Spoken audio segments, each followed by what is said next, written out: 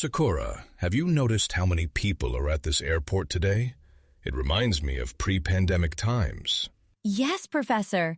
It's almost hard to believe.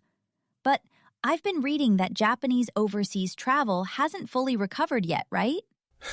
You're absolutely correct. While we're seeing strong growth, the numbers tell an interesting story. Year-end travel is up 32% compared to last year, reaching about 1 million travelers. That's roughly 90% of pre-pandemic levels. So we're close, but not quite there. What's holding people back? That's where it gets fascinating from a business perspective. The total outbound travelers in 2024 were 13 million, still 35% below 2019 levels. But here's the twist. It's not that everyone is traveling less. The market is splitting into two very different groups. Two groups? What do you mean? Think of it this way. On one side, we have affluent travelers who are spending more than ever, choosing longer trips to farther destinations like Europe and Hawaii. On the other side, price-sensitive travelers are either cutting back or switching to domestic travel entirely.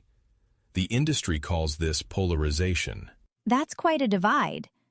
What's causing this split? Several factors, Sakura. First, the weak yen has made overseas travel significantly more expensive.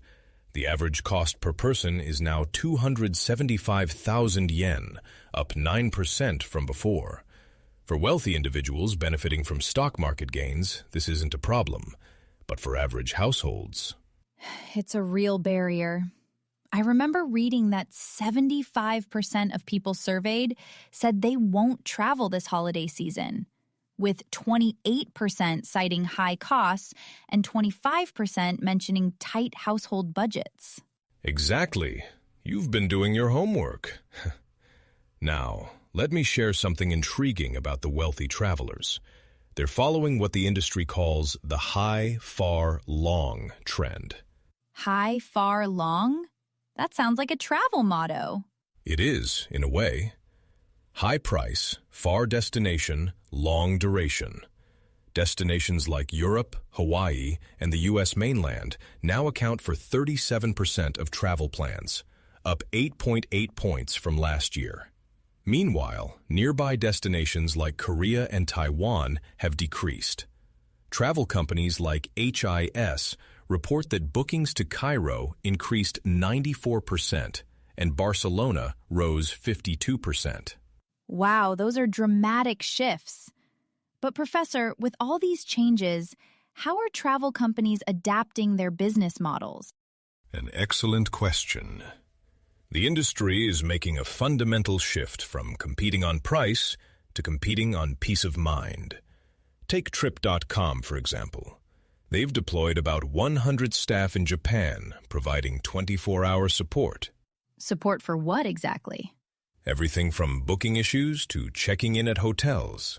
Their staff directly negotiate with hotels when problems arise.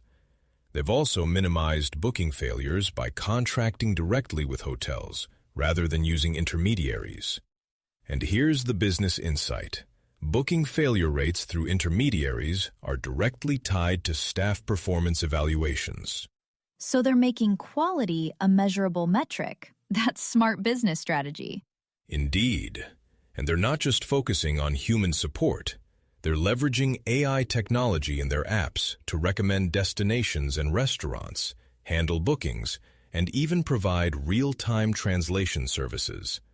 The goal is to reduce the psychological barriers that prevent people from traveling overseas. That makes sense.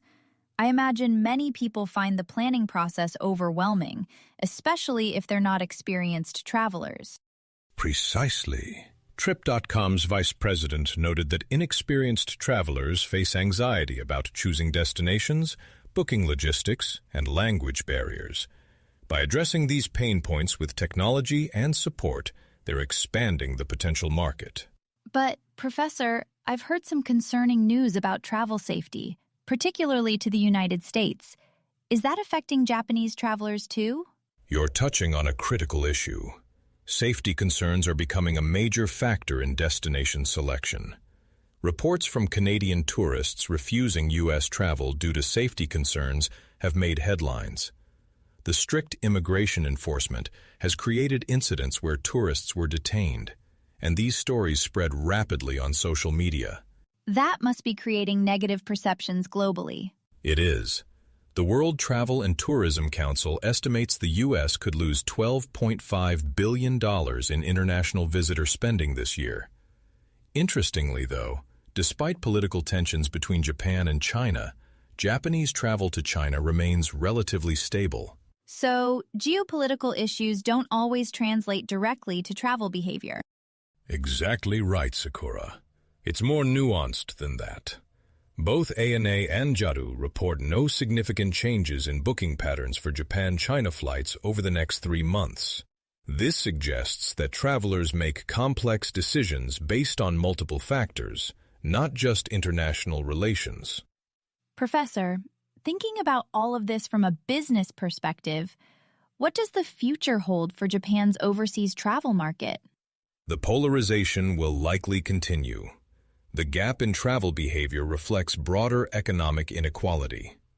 Wealthy travelers will keep pursuing premium experiences, while budget-conscious travelers shift to domestic options.